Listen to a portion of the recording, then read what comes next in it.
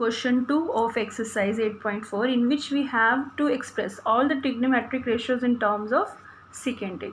So let us start from sin A. As we note the identity, sin square A plus cos square A is equal to 1, and secant A is 1 by cos of A. Therefore, to express in the form of secant A, let us divide all the terms by cos square A first, and after dividing cos square A, what will we get?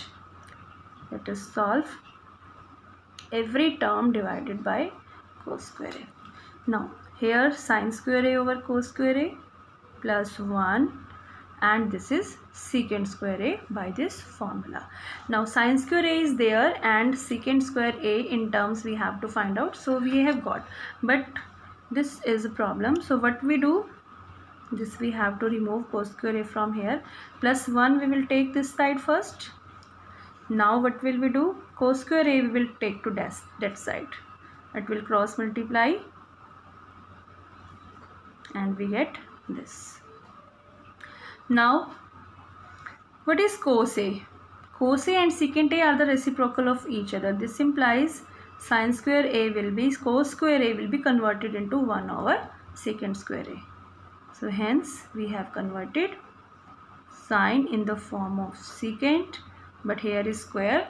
So let us take the square root on both sides. Sin A square root is sin A, and here when we do the square root of both the parts, what will we get? We get this will be in root and this will be come out from the root, square will be cancelled. Now we have converted sin A, expressed sin A in the terms of secant A. Now cos A is already in the terms of secant A. This is a formula. Cos A is 1 over secant A. So cos A is expressed in the term of secant A.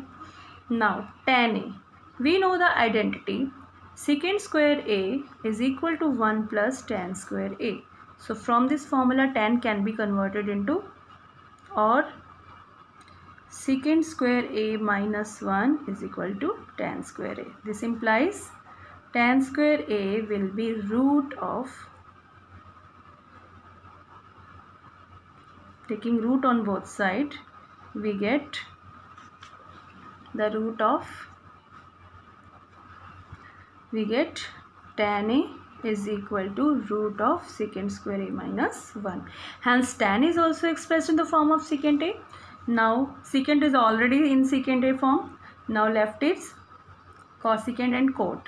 Now cot A is equal to 1 over tan A, and tan A is already expressed. From here we can put the value of tan A, this. So this implies cot A is also expressed in the form of secant A. Now left is the last identity, last trigonometric ratios, that is cosecant A. Now cosecant square A is equal to 1 plus cot square A. Put the value of cot A, this one, we will get cosecant square A also in the form of 1 plus this value cot square A we will put over here. But this is cot A, we have to do the square also. So do the square of this. What will we get? We get square of 1 is this and square of this is root will be eliminated. Taking the LCM, we get this, or we get